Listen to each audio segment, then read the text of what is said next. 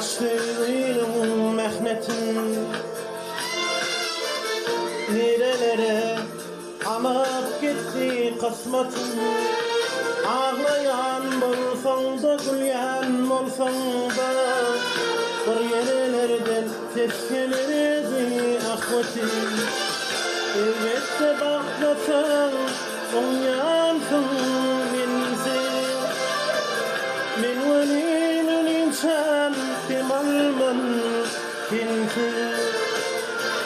40 ming fetir boşqa döredin bolsun.